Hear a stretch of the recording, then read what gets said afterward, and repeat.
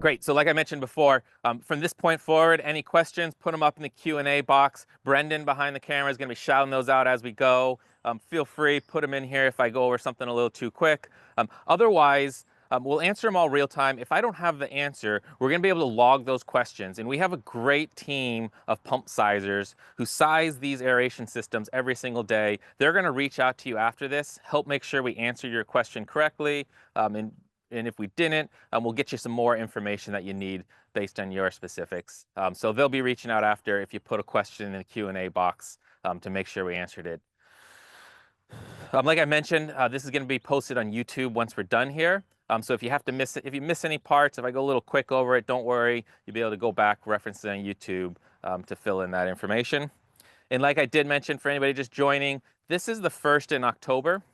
But we did 4 virtual field days in September. A lot of great topics, all having to do with solar pumping. So if you're building your own pond and you need to keep it full of water, it's super common for people to use a solar pump to pump the water out of the ground or other water source to help supplement the pond water in the summer months when it starts, maybe the rain's not keeping up or it starts to dip in level. And so if you're interested in that, check out the prior series. We also have some great information on our YouTube channel that aren't virtual field days. Those go over a complete installation where one of our local customers installed a 5 horsepower pump for his man-made lake.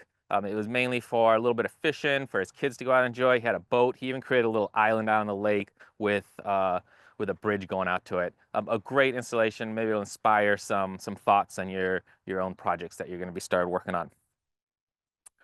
So as we get going here, we're going to start with an introduction to aeration and why it matters for ponds and lakes, and why it's especially important for man-made ponds and lakes.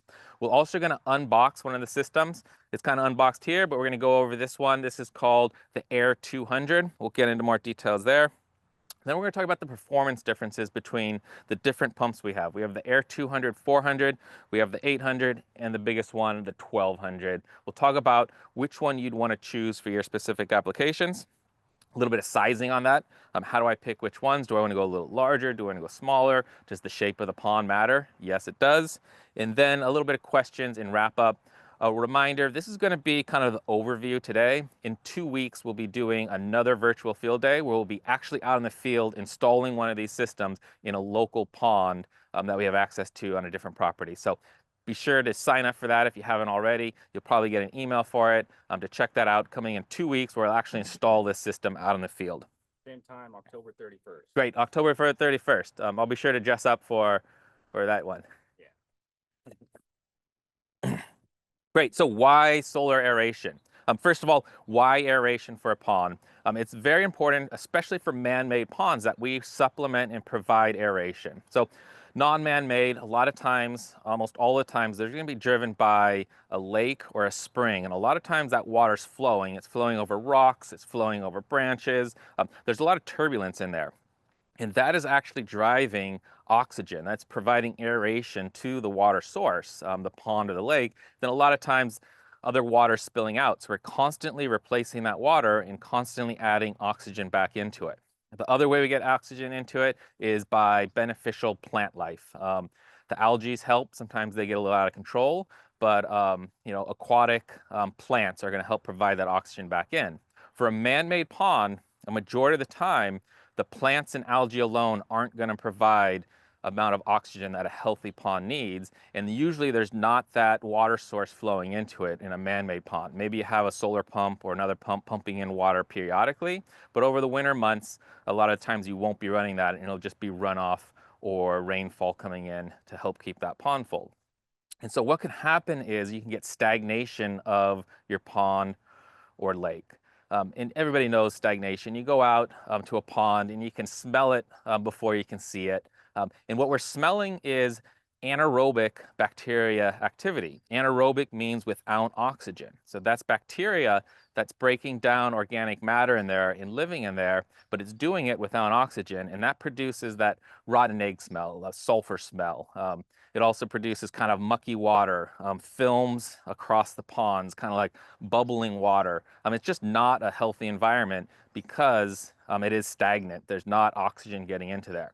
A nice healthy pond has mostly aerobic bacteria going on in that. And aerobic means with oxygen. So there is a lot of nutrients in ponds and lakes. That's produced by dead organic matter. All that organic matter kind of sprinkles down and ends up on the bottom layer of your pond or lake. And what can happen there is we can get, first of all, if there's oxygen, we're going to get the aerobic, the bacteria breakdown that we like, that doesn't produce the bad smells, and it's much healthier for it. We're going to get that type of activity going on. But that's actually going to draw oxygen out of the water to support that breakdown. And so what happens is you start to get a dead zone on the bottom of your pond or your lake there, where we're starting to get aerobic bacteria activity going on, and that's just not healthy. The fish can't really go down into there because there's not enough oxygen down at the below, even though fish a lot of times like to hang out in the lower, darker areas, maybe under branches. They're not able to enter those areas because there's just not enough oxygen. And so what an aerator like this does, where we can put one of these diffusers, and we'll talk more about the diffuser in a second, we can put that down at the very bottom of the lake, and we can have the bubbling action. And that's producing two things. Number one, it's just directly injecting oxygen into our water supply. So as those little tiny microscopic bubbles are bubbling up, they're interfacing, we're increasing the surface area, and we're increasing the amount of oxygen that's able to diffuse from the bubble into the surrounding water. The secondary action, and this is the very important action to prevent that kind of, it's called stratification, prevent that cold bottom layer that has lacking oxygen. It helps bring that cool water up and circulate the water throughout the pond and lake. So we take that cold water without much oxygen, bring it up, and just much more even out the temperatures inside your pond or lake. Um, and reduce what's called the stratification. Stratification is the cold water at the bottom, a little bit warmer in the middle, and then hot, warm water at the top in summer.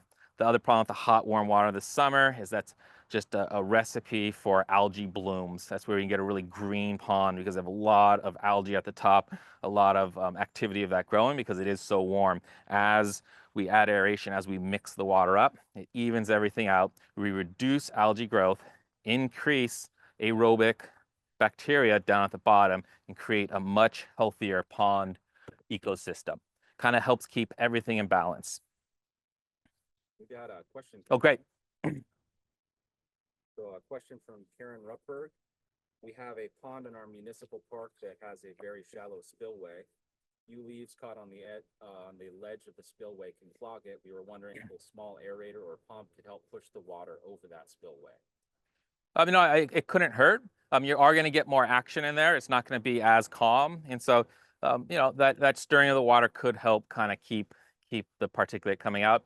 We have actually here at RPS we have two different forms of water movement and aeration we like to use for ponds. One is just our fountain system. We talked about that during one of the other webinars. And so that is going to be like your classic fountain, but runs on solar power. So we're going to put a pump in there. It has a float, has a fountain head. It's going to shoot the water up and out. That helps mix up the water a bit, not as well as one of these aerators. And then it also adds oxygen because we're getting all the turbulence in that water. It's shooting up and it's disturbing the surface, helping diffuse oxygen down into the water source. That's one option. It might actually work for you because you're going to get a little bit more of that action going on. It might also be nice at one of those municipalities where people are out walking around to see a nice fountain out there. It runs on solar. You can install it anywhere. You don't have to run utility power or pay for a power bill over time. That could help disturb the surface a little more to help push those leaves over. You could also try an aerator. That'll definitely help with water quality. I'm not sure it'll always have enough oomph to really push those leaves out. Great. So we went over why aeration is important. And there's a couple different ways to achieve aeration. One is the fountains, like I talked about. But the best way, if we're really trying to achieve aeration and reducing the thermocline and the stratification, is going to be an aerator because we can put that disc on the bottom, and the turbulence of all those bubbles coming up are going to directly inject oxygen into the water source and pull the cold water up to the surface and help get the warm water at the surface back down to the bottom. We can do that with utility power. We do actually have AC options of all of these available. So if you do have a power source and you prefer just to install an AC system, we can help out with that. But today, because it's RPS Solar Pumps and we love solar pumping, we're going to be talking about our solar powered systems. In those, the benefits are no ongoing utility costs. You don't have to bring utility power out. You don't have to run a generator. All the benefits of solar. These are all direct drive systems. So that means we set up our solar panels facing the sun, and we directly take the energy created by those solar panels and drive our pump and motor off of it. We don't have to add expensive batteries that require maintenance over time. Basically, as long as that sun's shining, we're pumping oxygen down into our pond. The nice thing is all of these systems actually have battery input. So for our friend down in Haiti, if you do need to aerate at night for whatever reason for your aquaculture or fish farm, we're able to add batteries and a timer onto these systems so we can set the time it's running. But a majority of the time, we're just doing the direct drive, and so it runs during the day, and then everything shuts down at night. We find that's a great balance. We don't usually need to run one of these systems 24 hours a day. Running anywhere from 6 to 10 hours a day is going to provide plenty of oxygen and mixture of that water. These are installed all over the place. A lot of ponds, out back behind houses, a lot of ponds out in the country for wildlife, larger lakes. We have some of our larger systems we'll talk about when we get into lake size, multi-acre bodies of water that we want to aerate. And they run, like I said, year-round, battery-free. Anytime that sun's shining, winter, summer, it's going to be pumping water. They have our rugged outdoor enclosure. We can set this out in the field. We can leave it year-round. We can run it year-round. We can shut it down in winter. Some people only run it in winter. And when I get into the application, I'll talk a little bit more of why we would do one or the other. Great. Any other questions before we jump into the actual hardware here of what we're looking at?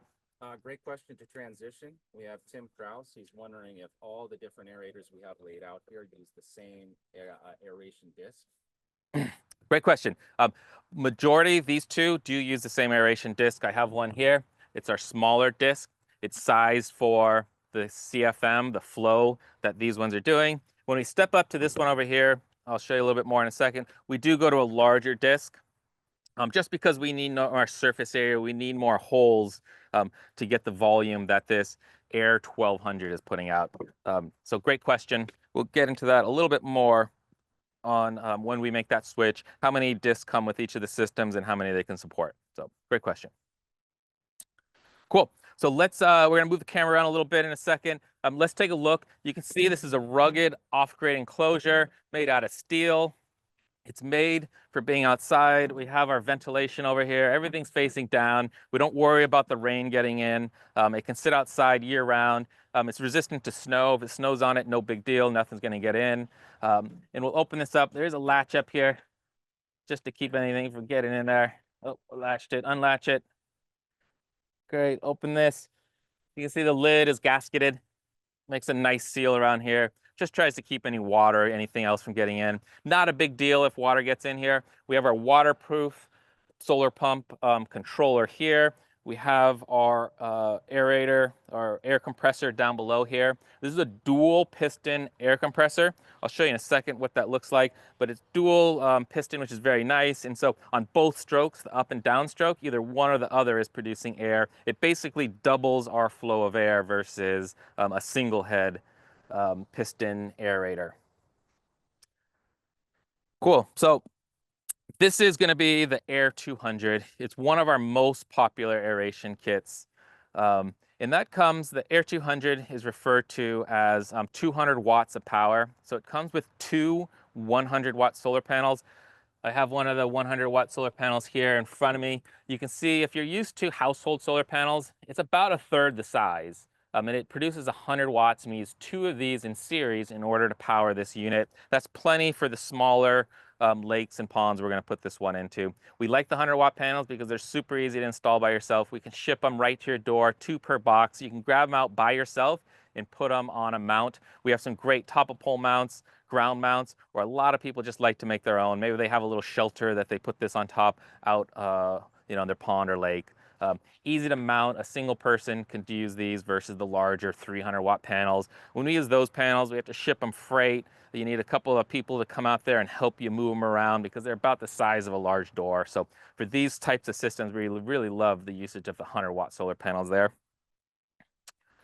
You saw a little bit of the compressor. This is the Air 200 compressor, very similar. This is going to be the Air 800 compressor. The only difference is this one is slightly larger, has slightly bigger pistons inside to produce more air on each rotation of that motor. Looks like we have a question there. I'll take a quick break while we. Yeah, good question from Denise. She's wondering if any county permitting is required to install these. Not as we're not aware of any permitting required to install these. Most of the time, most of the counties, they're not worried about little small off-grid, a couple 100-watt solar systems. Most of the code isn't even written for those. They're writing a lot of the code for larger solar systems that are either feeding an entire house that may be off-grid or that's connecting up to utility power. These aren't connecting up to utility power, even though we do have conversion options to do it. So as far as we know, we've never heard of a single person run into any issues installing it out on their pond or lake. Nobody's coming to check on you.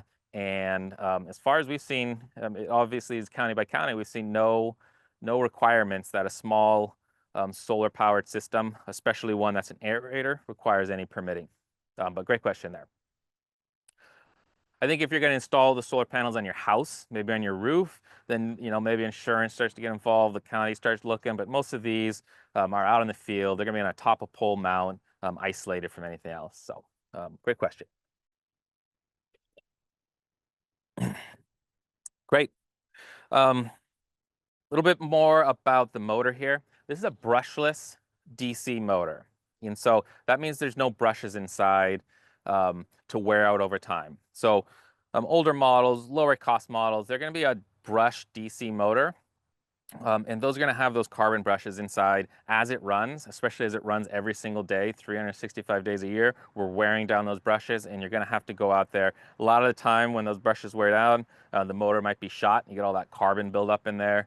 Otherwise, sometimes if you can find them, you can replace the brushes in those. You don't have to worry about this with the motor. It's a brushless DC motor. We have a solar pump controller to drive it. It's also a permanent magnet motor, and so that's the most efficient type of motor possible, is the permanent magnet brushless DC motor. What that means is we're going to maximize the amount of air production for the light hitting the panel. So every watt that comes into it, this is going to maximize the amount of aeration we're performing. Because these are smaller systems, we want that to be really efficient. And so a great operating, no maintenance here. There's no wear parts. We have these just out in the field. They just run every day.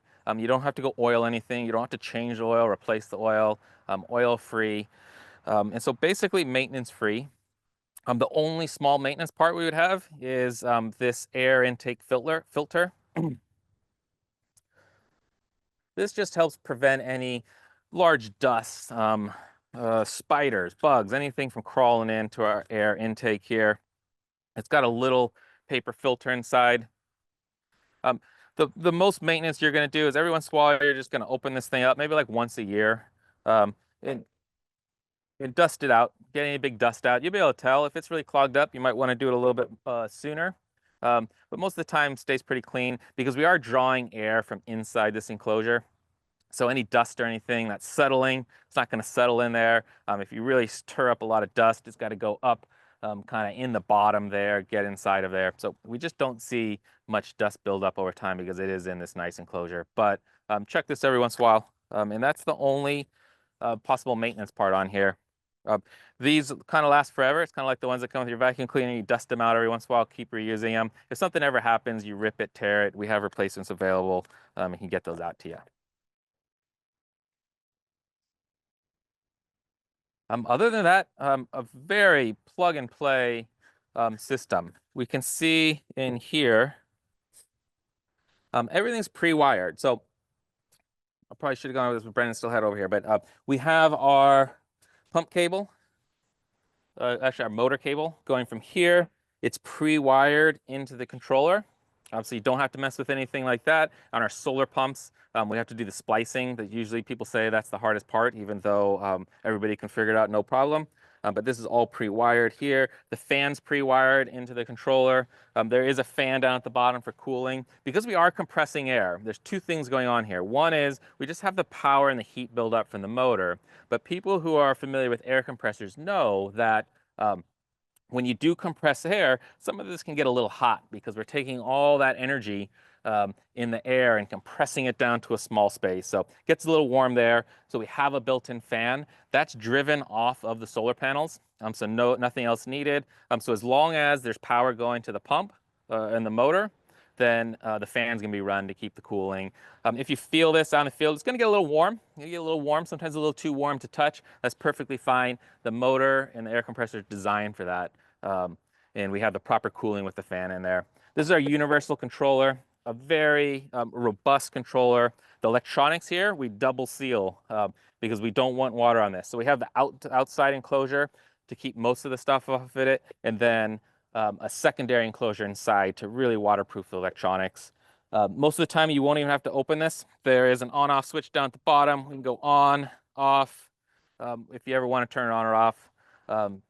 Other great features of this is if you are going to use some sort of controller, say a timer, another type of switch, we do have open-close contacts in here. So if we trigger those contacts, we can trigger the system to turn on and off.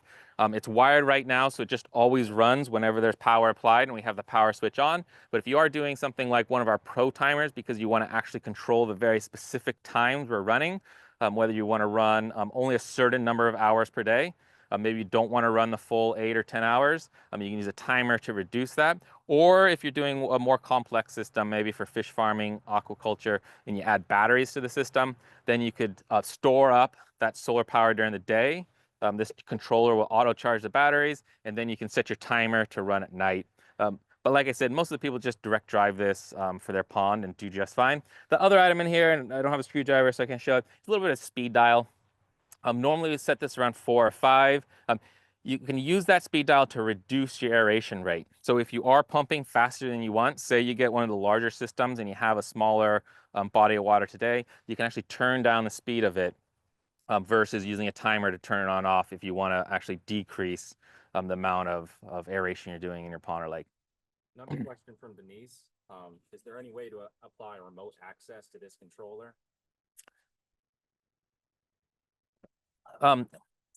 Not really. So I'm thinking we're saying remote access in the terms of like Wi-Fi or other connection. We don't have that option today. The only thing we do have is we do have our wireless tank full sensor.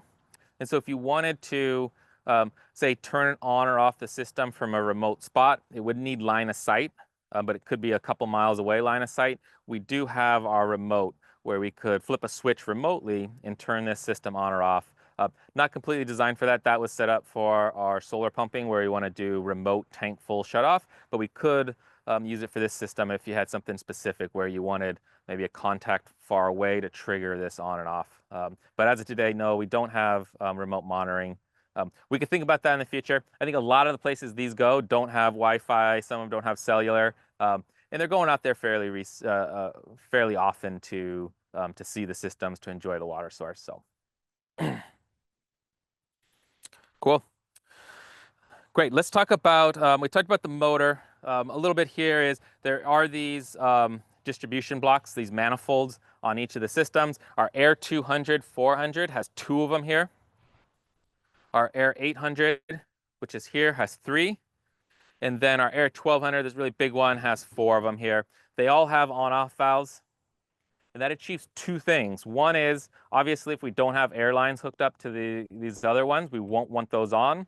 But the other nice thing is if you have different length lines, say this manifold I put 100 foot of tubing on, this one I put 50, and this one I put 150, you're going to get somewhat unequal airflow because of the resistance in those lines, the amount of extra pressure it takes to push the air through those. If you want to even it out, you can slightly restrict the shortest one, and that's going to push a little bit more of the air to the 2 farther ones if you want to even out your aeration. So You always want to keep the furthest one open all the way, and then you can tweak, if you have any shorter ones, you can kind of tweak the airflow a little bit. Most of the time, it doesn't make a huge difference. People just kind of have different, you have different length lines. You just end up with a little bit different in each area.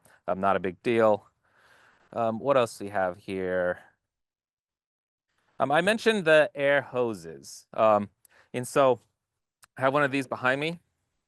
This is our 3/8 weighted airline. And the nice thing about this is it's pretty heavy.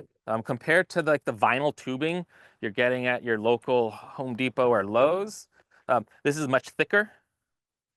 So it's rated for the outdoors. It's UV resistant. It's direct burial. So super versatile. It doesn't get all gummy in the sun. If you've ever seen that clear vinyl tubing, and you put that in the sun for a couple of weeks, it starts to turn orange, yellow. It gets a little gummy on the outside. UV resistant. But the best feature of this is it's weighted. And so it's extra thick and it has extra weighting in there, and that means it's going to sink. All that other line is going to float on the surface of your pond, and you're going to have to go with your vinyl tubing and add weights along the way, maybe like some leg weights, some like try to tie some rocks on there. Not a lot of great options to weight those down. And they're still going to be trying to float in between each of those weights. This is weighted so it fully sinks when in water. And so that means that line goes down on the bottom. It's going to kind of settle into the bottom, the mud, kind of the muck there, and be out of the way. You won't have boats going over the top. You won't have people swimming, getting tangled up in that line. So we love the weighted hose. This is a 3/8 inch diameter hose. The 3/8 goes with our Air 200, 400, and 800. For this one, the Air 1200, you can see it's a bigger hose because we are pushing more volume through it. This is a 5/8 inch hose. Again, also weighted, super nice because it sinks. Great. Any other questions that came up? I've got a few come in. Oh, cool. So Robert Rice says battery backup is not needed, so the system can run 24/7. I think you might have come in a little bit late on this one. Oh, sure. Battery backup optional. So these are direct drive systems. Um, so that means we're taking the solar panel, the energy produced from the solar panels, going through our controller, and it's directly driving that motor. We can vary the speed of the motor based on how much power is coming in. So when the sun rises, we'll just start pumping really slowly. We'll produce a little bit of airflow. As the sun rises, maybe like 9 o'clock, 10 o'clock, and really gets full on that sun, then we'll get the motor up to full speed and produce full power. The controller knows that. It knows how much power it's getting. And then the controller can sense when the sun starts to set, power starts to dip a little bit, and we reduce the speed of the motor and shut it down at the end of the day. The nice thing is this motor's soft start, so it's always going to ramp up in speed and ramp down in speed. That helps maximize the lifetime of that motor, produces wear and tear on the internal components because we're not like an AC pump instantly starting and kicking on super fast. The controller is really smart, can ramp that speed up, ramp it down. To extend the lifetime of these systems. So no 24/7 without battery backup. I think That's correct. So no 24/7 without battery backup. We have an option for 24/7. One would be we have an AC to DC converter, but obviously then you'd need AC power at the place. That is an option if you want to run during the day on solar and run at night on AC. You can add our AC converter on. We do have an auto switcher, which will auto switch back from solar to AC if you want to go that way. The other way is you can add batteries, but it's going to be challenging to get 24 hours of runtime. If you want to run full speed with batteries, you're going to need to increase your number of solar panels. So batteries don't magically add extra runtime and extra power to the system. All they do is they store that power in order to shift pumping time to earlier in the day or later in the day at night. So if you're not pumping during the day, you can store the power in the batteries and use it to pump at night. Adding batteries, unfortunately, won't magically allow the system to run 24 hours a day. We just need more power overall. So an Air 200, we could size it to run basically 24 hours a day. We do a couple of things. We'd probably do 4 times the number of solar panels with the same motor, and then we'd add a couple of big battery banks. We have 150 amp hour batteries that weigh about 120 pounds each. We'd add maybe 2 or 4 of those, and then we might need to turn down the speed slightly. When we turn down the speed, the pump uses less power, and so we'd get an overall lower flow, but we'd be able to extend out that pumping time. So it's possible, absolutely. If that's a requirement for your system, we could help kind of size that out for you. You want to throw another question? got a few on the back. Awesome. So, got another question. We installed an above-ground storage tank Oh, with a cool. capacity of about 65,000 gallons. Nice. 8 foot tall, 40-foot diameter, open top. This is a backup extra irrigation water source, so mostly just sits there. Very quickly, algae has built up. With this kind of system alone, clean up all that water, eliminate the algae, and help keep it clean in the future. I think it's going to help. Absolutely help it from stagnating. Um, the aeration won't magically reduce all of the algae. A healthy pond is going to have some algae. A healthy pond's not going to be completely green, but it will have plant life and algae in there. And aeration's not going to eliminate it, but it is going to help with those algae blooms where we get the really warm water at the top. We'll be able to circulate that better so we don't get the big algae bloom. So I think for your situation, it could help, but it's not going to eliminate the algae. To eliminate the algae, we really need to get and cut off the sunlight. So we need to get some sort of dark tarp, something else over the top in order to really, algae can't grow if it doesn't have any light. So if we eliminate the light, then we can eliminate all the algae growth.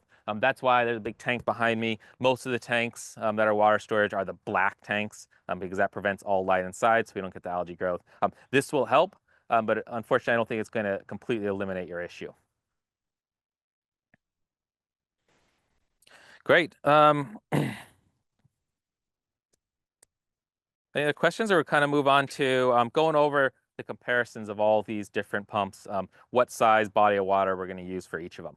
A good one. Oh, What's cool. the lifespan of the pump?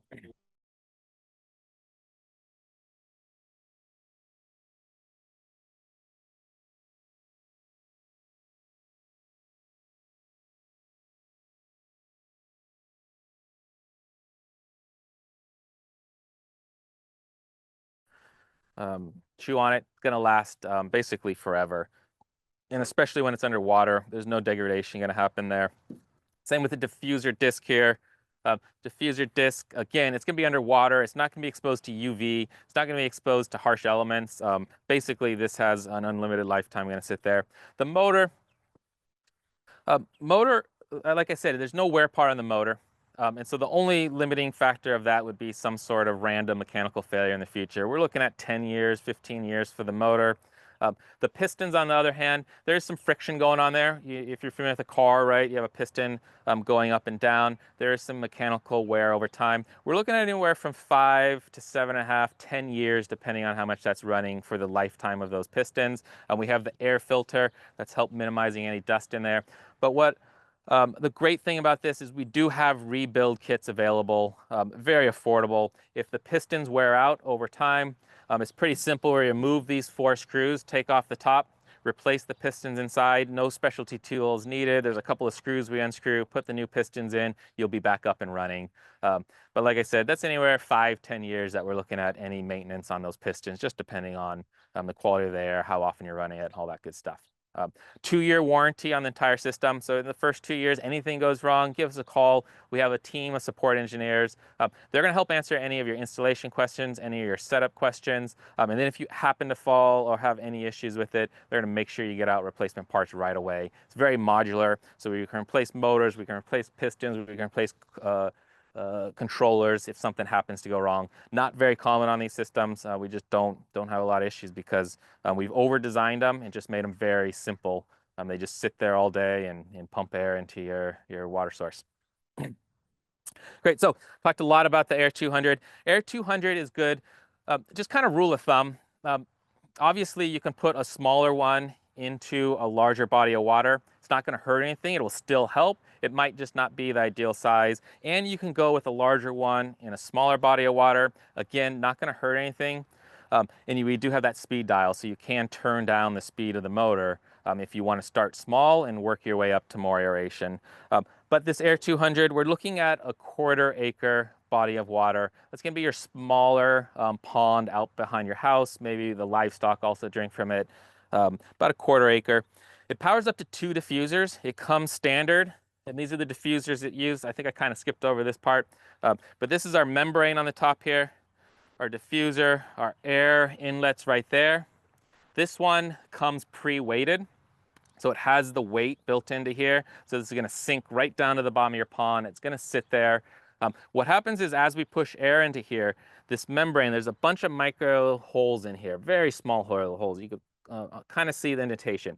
When this is sitting on the ground, or it's sitting without any air pumping through it, those holes are basically closed. It's very nice because we're not getting water, debris, anything else going back in these up to the pump. Not really going to happen anyways, but it just eliminates that concern. Then as we pump air in, it expands. And the nice thing about this expanding membrane versus different types is the hole size is only going to be as large as the volume we're pumping at any given time to create the smallest bubbles possible. The smaller the bubbles, the better, because that's going to help increase the surface area, increase the amount of movement of the water to get that oxygen into it.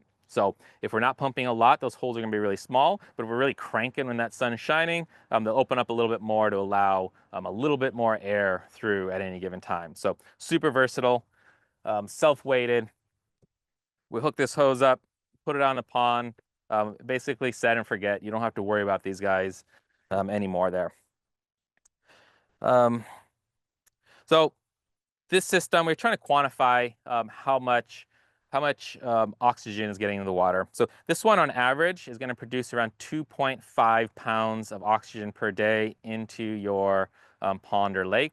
That doesn't mean a whole lot, and so we actually converted that to fish. And so that would be the equivalent of 125 2-pound largemouth bass, which would be a lot of bass, a lot of big bass for that small body of water. So you can see with this supplementing air, you can really increase the amount of fish in a given environment. I probably wouldn't do that. Those fish are going to produce a lot of biomass that's going to end up on the bottom. It's going to be hard to keep that healthy. But for anybody doing aquaculture, fish farming, you do go to those densities of fish, and we provide all this supplemental oxygen for them, so you can really increase the density of fish with this supplemental.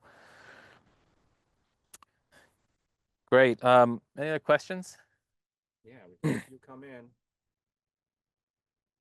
One from Mehmet. What is the maximum pressure or suction you get from these pumps? Yeah, great question. Suction is basically none. There is no suction. It's just the air's coming in through here, through our filter. The maximum pressure we're seeing, or that we have, is around 15 to 17 psi. For this smaller system, we're looking around 15 feet or so of maximum depth. When you go to our larger system, produce a little bit more pressure, we're going a little higher, 20 to 25 feet of maximum depth there. Not a huge deal if you go deeper. You're just going to start really decreasing the amount of volume that you produce into your pond. So you'll get slightly less than these stats I'm reading off here. Then we step up to the AIR-400. The AIR-400 is actually the exact same system. So like I mentioned, we love the modularity of these pump systems. So with this, you can start with an AIR-200. If you find you want to add more diffusers on, you can add 2 more solar panels and produce basically double the amount of aeration. So you can always start with the AIR-200 and upgrade to the AIR-400 later. A lot of people just start with the AIR-400. You get the extra diffuser disc, and that's gonna be great for your slightly larger pond or lake. For that one, we're looking at around half an acre of water size. That one's also popular if you're less than half an acre, but you have a sort of unusual shape. Some people call it a kidney bean pond, like a horseshoe. If it's a long oval pond, there you can actually spread out the aeration. So for a nice round pond, you basically would put one aerator, maybe out towards the middle, kind of as far as you can get it with the hose you have. It's going to provide the most maximum benefit. When we get to the larger ones or the long ones, then we want to spread out the aeration, spread it out on either side, and that's where we get our 2 diffuser discs with the AIR-400. Maybe put one on the left side, one on the right side, really help keep all that water moving and the aeration going in, the oxygen going into the lake there. That one's going to produce basically double, around 4.5 pounds of oxygen into the lake a day. Might sound like much, or not sound like much, but you got to think is like oxygen's really light. It's floating around. We're getting that. We're condensing it down. So that's quite a bit of oxygen entering that water per day. That's going to do at least around 200 2-pound largemouth bass. Obviously, they're not all going to be the large bass or other fish you have in your pond. It's going to be a distribution. So you're going to end up with maybe 50, 100 larger ones, and maybe 300, 400 smaller ones that are continuing to grow. That again is going to be a lot of fish, a lot of biomass in there. You probably won't go that dense on your exact pond for a half an acre. Then we step up when we go to the AIR-800. This one's in front of me. A quick note is these all come with enclosures. We just pulled them out, so it's going to be easier to see today, so we don't always have to go overhead here. And so the AIR-200 is in this enclosure. We pulled the AIR-800 and AIR-1200 out of it, but they all come with a very similar pre-wired enclosure for placing outdoors. You don't have to worry about providing your own there. This one we start to get a little larger. This one we're looking at around an acre to an acre and a half for your water. This one comes standard with, I believe, 2 hose lines here. You can add a third one on if needed. Same diffuser disc we use here, the self-weighted ones with the hose. We can customize the lengths of the hose. A lot of these are standard with 50 feet. We can use splices to splice those out, whether we're going 100, 150 feet. Past 150 feet, we might want to start looking at one of the bigger systems just due to the air restriction from pushing through that long of a line. It comes with the same diffuser disc here. That one's going to do around 6.5 pounds of oxygen per day. It's going to be about 300 2-pound bass. That's going to be a lot of big bass in there. But obviously, you're going to have a distribution of fish, probably some bass, maybe some carp to help with algae, plant life, that sort of thing. A nice mixture of fish to create a very healthy pond environment versus really going hard like a fish farmer would do with all of one species in there. Then we step up due to popular demand. We stepped up this year and added in the AIR-1200. We found people were asking, they're using multiples of the AIR-800. Really wanted to simplify the system and possibly go with a single AIR-800 or AIR-1200 here. You can see 2 intakes. We got to increase the airflow. So instead of just bringing a single air intake, we have dual air intake. Again, dual piston here, a much larger manifold. And like I mentioned before, we step up to the 5/8 inch airline. 2 things with this, we can just push more air through the same line. This takes less pressure loss for the same distances with that larger diameter to get the air out there. So a great system here. This one then, like I mentioned before, it does step up to this larger diffuser disc. You compare the 2 side by side. Kind of like, the pizza where you increase the diameter, but the surface area increases exponentially. Same sort of thing here. Small one here, but when we go up, we add a couple of inches on each side, but we get almost, I believe, it's about double or triple the surface area here for getting the air to move through. Same sort of thing, membrane, a lot of micro holes you can see in here. This will expand out and only increase the size large enough in order to accommodate the amount of airflow. This one is not pre-weighted. Just a quick note there. This one we do need to add, there's a hole, pop this off, but there's a hole here. Just due to shipping weight, we don't want to have to ship really heavy diffusers out there. And so there is this hole here. When you get to the site, you fill this up with some sand. That's probably around your pond already. You could buy some sand, buy a 50-pound bag, fill it up there, fill it up with a little water, top it off, get it nice and heavy. Then it's going to sink right down to the bottom. Same sort of thing. We're just going to put it together real quick. Bring that out. Maybe you got a canoe, maybe you got a little paddle boat. Bring this out, set it out in your pond, sink down to the bottom. Then you don't have to worry about it again. I'm just going to keep running down there.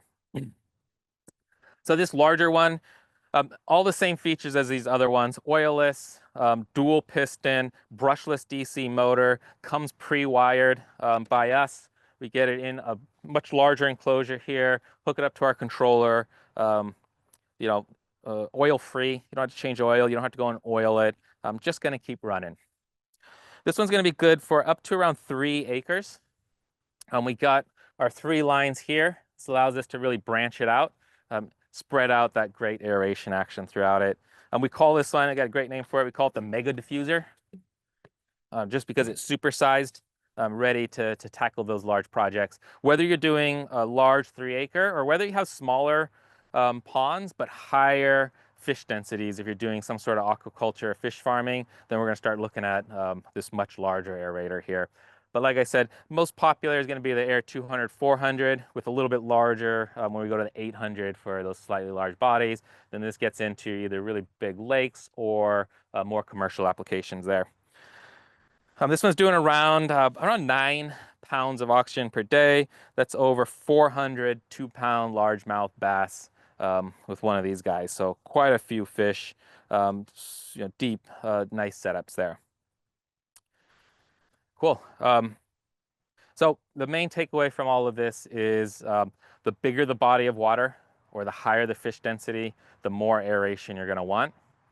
Aeration's best as it's spread out. If you have a small body, a single line's gonna be perfect. If you have a long, narrow lake, you might want to add multiple lines to help spread out that aeration, spread out that water circulation.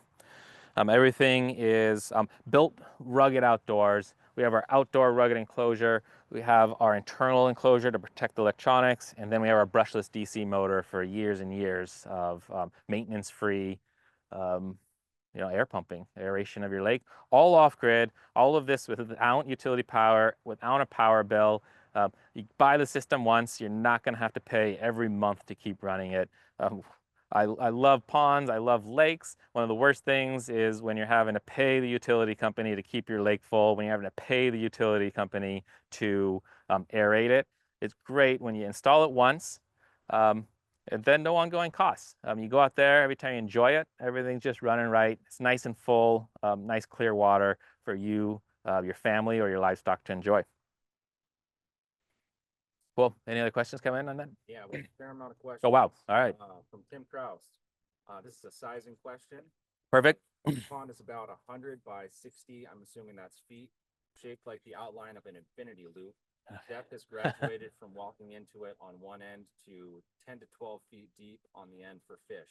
Yeah. Middle is about 50 feet. Middle 50 feet is about 8 feet deep. Yeah. What size should I get? It's a tough one to do off the top of my head. That's a great one for our sizing team. I don't have the calculator handy of how many acres that converts to, but right off the bat, just kind of rough on top of my head, because it seems like you have just not a pure round pond or body of water, you're probably going to want to go at least larger than the Air 200 to get multiple diffusers running. The Air 800, we could do the 3. It sounded like you might have an island. I don't know if you want to do this. You could put this system out on the island and then have one line running over to your deepest spot and maybe 2 lines over to the shallower spot, but kind of spread apart.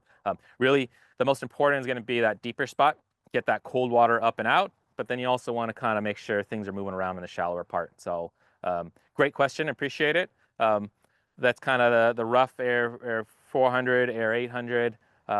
But if we get a sketch and work with our sizing team, they'll really be able to help lay that out, and we kind of pinpoint maybe where the best spots are going to be.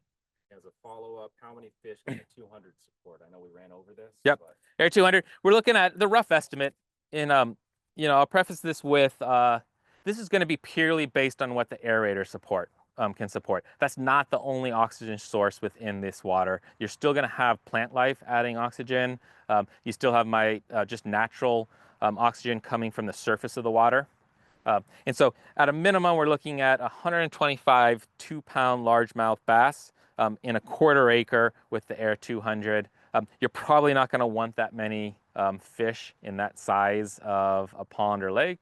But just running the numbers, that's what we're looking at. I think what we're trying to stress there is the amount of oxygen when we supplement with this is going to be more than the pond is probably going to support on its own, unless you're doing some sort of aquaculture. I used the analogy the other day is when you got your kids and you got to buy them a fish tank, what's the first thing you do with the fish tank? You fill it up, and then you add the aeration stone. You let that run for a while.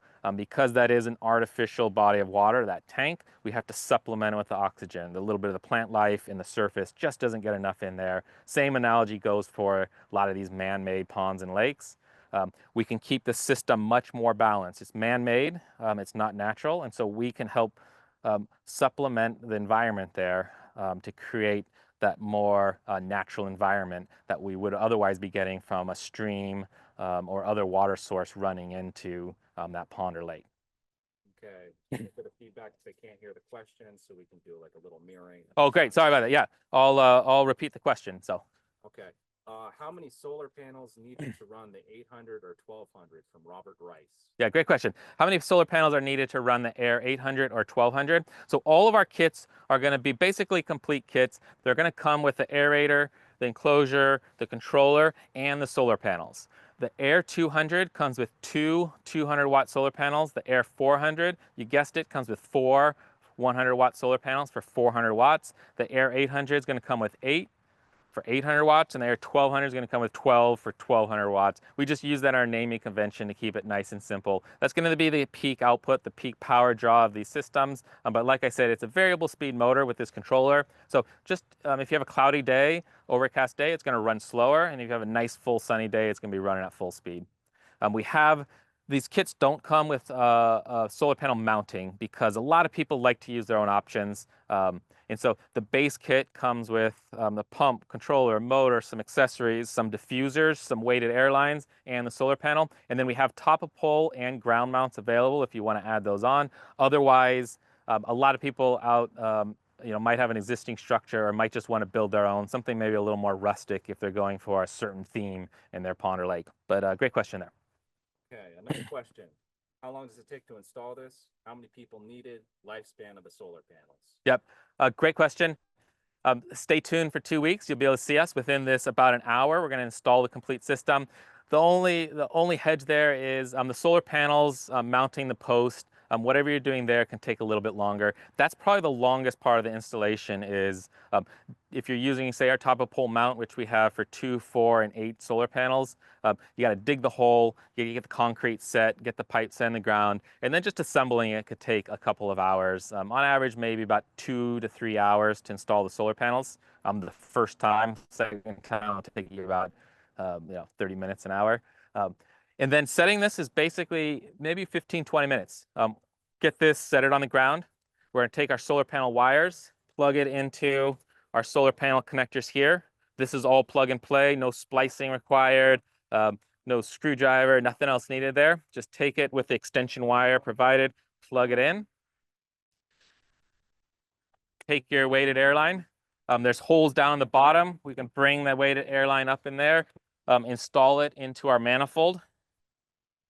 You can see this here, plug that in, obviously down through the bottom so you can still close the top.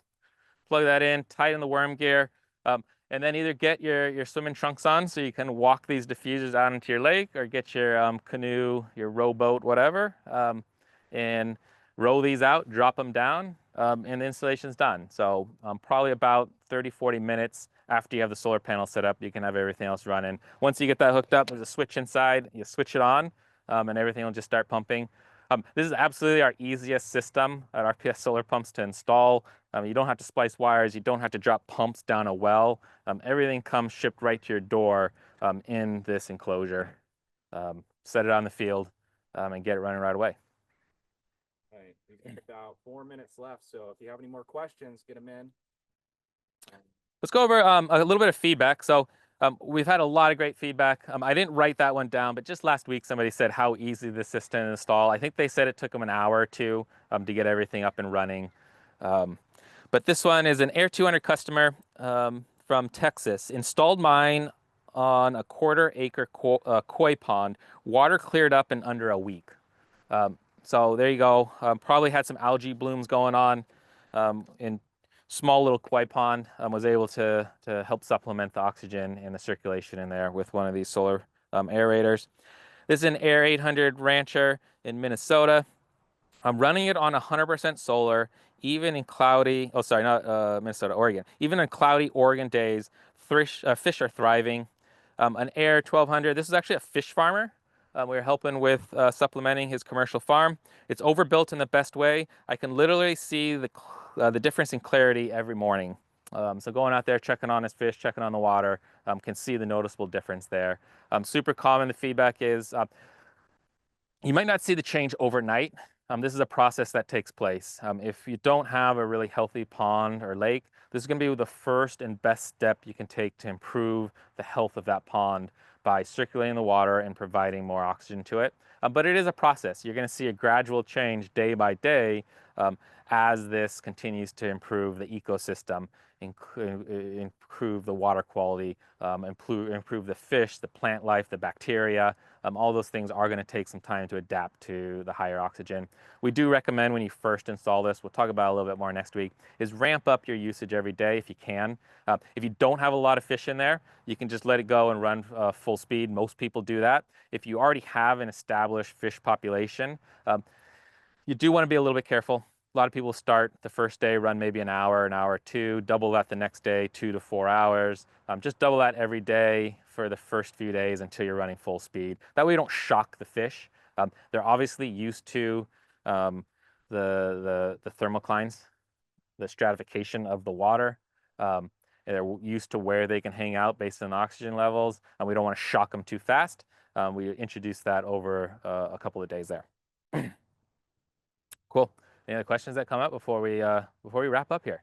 Yeah, we've got you still standing. Oh, cool. From Susan F. Do you need to dredge plants from the pond before install? Great. Susan asking if you need to dredge plants from the pond before install. That is going to be up to you. One of the problems with a mismanaged pond is you are going to have that imbalance, maybe extra algae growth, maybe extra plant growth. And a lot of times you're going to have a higher nitrogen environment, and it's what that nitrogen is providing the fuel for those plants to grow. So an artifact sometimes of adding, and this is just, just the way it is when we haven't over time, had the proper aeration, is sometimes adding this in can really accelerate the plant growth and plant life in there, because we turn a stagnant pond into a non-stagnant pond where the plants can grow. And because of that stagnation, there's probably a lot of nitrogen in there. The nitrogen hasn't settled out in the soil or been brought out. So then actually you might need to scrape out some of that plant life as it grows. So if you want to start really clean, yeah, before you install this, give it a good scrape. Maybe you have a backhoe you can get over there, some sort of rake system that you can get a majority of the plant life out if possible. And in rare cases, I think I've heard of it once in the last year. It was a stagnant pond. They added aeration in, and it really accelerated the plant growth. And they had to come in again with like a backhoe, something else, scrape that life off. But they went from a stagnant kind of hole out in the middle of a forest to at least something that was a little more alive and active with some plant growth. And the next steps there was to get that plant material out, get that nitrogen out of the system to have a nice, clear, in-balance system, which the aeration is going to provide. All right, a couple more. Great. One from David. This webinar going to be posted on YouTube today. I think we could probably get it on by the end of the day. Definitely by tomorrow, but we'll give it a shot, get it on today. So if you missed the beginning part, we'll get it on. I think Brendan's signaling. It's going to be Monday. We got to go grab the video, process it, do a little editing, and get it in. So it looks like we're committing Monday. It'll be on there. It's RPS Solar Pumps RPS Solar Pumps. If you search that in YouTube, subscribe, and if you subscribe and click the notification button, when we release it on Monday, it'll shoot you an email to say the video has been released. So check that out now while it's at the top of your mind in front of a computer. Head over to RPS Solar Pumps on YouTube. Like, subscribe, and then it'll auto notify you when it launches Monday. Also, be sure to check out those past webinars. We also have, I think somebody said the other day, it was over 150 solar pumping videos. We're really proud of those videos. Here at RPS Solar Pumps, we're all about DIY solar power pumping. DIY solar pumping for water pumps, DIY solar pumping for aerators, DIY even for AC pumps like I mentioned. All of these also come in their AC equivalent. The solar pump's a little more exciting to talk about, but if you do have AC available and you just want to run it without the solar panels, we have the AC pumps. But the key is the DIY there, and that's where the videos come in. We walk you through the entire installation. We walk you through all the things we talked about today. We actually have a pond install video we did earlier this year, and like I mentioned, we'll be doing another one in about 2 weeks. So check that out, a great resource to help get up to speed on solar water pumping or solar aeration. Right. One more question from Charles. Cool. What is the maximum gallons you would recommend for the 200 model? This is the question, what is the maximum gallons you'd recommend for the 200 model? I'd have to get back to you. This is a great question, but one we'll probably follow back with a pump sizer on, because I got to convert acres to gallons. I don't know the conversion in my head, so a quick little search will convert a 1/4 acre to gallons and get back to you with that answer on there. Yeah, I believe it's quarter acre, 15-foot depth maximum. Quarter acre, 15 foot. It's quite a few gallons. I mean, we're talking, when you get up to that size, my guess is we're going to be at like 100,000 gallons, something like that. It's going to be a pretty big body of water, but that's just a guess off the top of my head. We can get back to you with kind of a more exact gallons number if that's how you know how much water is in your source or you're pumping into a tank or something else. Right. We have one more question from Mehmet again. What is the voltage of these pumps? Great question. The question is, what is the voltage of these pumps? And so these are all DC pumps, a brushless DC motor. So that means we take the DC power coming from the solar panels, use the controller to drive the motors. It varies for each one. With our two panels, we're running around 36 volts. You could also run it off of a 24-volt battery bank. And so if you are running batteries, even though the solar panels are putting about 36, we need that little extra to run it off of solar or off of batteries. And so we're looking at the AIR-200. That would be equivalent to around a 24-volt motor. You could run it with the two batteries. The AIR-400 is going to run with 4 panels in series. And that one we're running slightly higher voltage. Without batteries, we're running around 72 volts. With batteries, we could go up to a 48-volt battery bank. And with the rest of these, we'd be running around that same range. 72 volts when we're doing the direct drive. If we want to do batteries, it'd be around a 48-volt battery bank. That'd be 4 12-volt batteries in series. If that doesn't make a lot of sense to you, don't worry. I forgot to mention we have our color user manual here. That's actually going to walk through all of this. A great resource. Start with planning your installation. It's going to talk about a lot of the stuff we've talked about here. Things you'll need, system components, walking you through everything I talked about here. So mounting your solar panels, how to mount them. If you want to extend your wire, we can extend your wire from where your solar panels are to where your aerator is. This is a great resource that just goes over everything. And this is where I kind of got into how we're wiring up our solar panel there. So refer to this, but I'll answer all those questions about exact installation. So we are at time. We Cool. have some more questions. Yeah, let's all up with those, but we want to cover a couple more. let's do one more at least. One more question.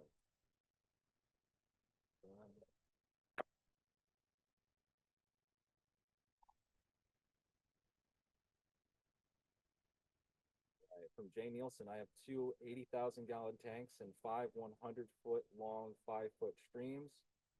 How well will the oxygen last if I aerate the first tank and first stream? Summary, how well does the oxygen diffuse and then last in the water? Great. So the question is, he has two 80,000 gallon tanks, and then also a stream. Maybe run into those tanks. Not quite sure. If he's oxygenating one of them, how long would the oxygen last in there? Unfortunately, you'll hate this answer. Obviously, it depends. It depends on the amount of animal life in there. If you have a lot of fish, obviously the oxygen is going to come out sooner. If you don't have a lot, it's kind of just a closed storage tank, then it's going to last longer. I'd probably guess anywhere a week or two sort of thing, because that oxygen, again, once it gets in the water, the only way it's getting out then is back through the surface. And there's just not a lot of action going either way. So if you end up with and it also depends obviously on the concentrations between the water and the environment. So it's going to reach an equilibrium. Really hard to say how much. I think if we had a little more details and had a conversation about your application, what you're trying to achieve, I could kind of give you a better answer there of, it sounds like maybe you want to pull the disc back and forth like every week. I think that's definitely going to help. If you put it in one for a couple of days, move it over to the other for a couple of days, maybe make that swap every week or two, I think you're going to end up with a much healthier environment in both of those. Great. I want to thank everybody for joining us today. I think this is the most interactive virtual field day we've had. We have a lot of great people, a lot of great questions. If I didn't get to your question, I apologize. But like I said, we have that great pump sizing team standing by. They're here 8 o'clock to 4:30 every day answering these types of questions. Basically, they're just answering sizing questions, answering application questions, and recommending a system that's going to work for you. And so you call in, give them the details, try to figure out as much information as you can, and they're going to help point you towards the right aeration system for your specific application. A great resource, a great knowledge. So give us a call. The number is 888-637 4493. They're here now. If you jump off of this webinar, give them a call, tell them Mike sent you. If you do that and you end up buying one of these complete systems, we'll get you $50 off. I think if you go on the checkout, it's going to be Field Day 50. Field Day 50 will also get you $50 as a thank you for joining us today. I didn't mention all these systems. The complete systems come with free shipping. We don't want you guys to have to worry about that. We cover the cost there.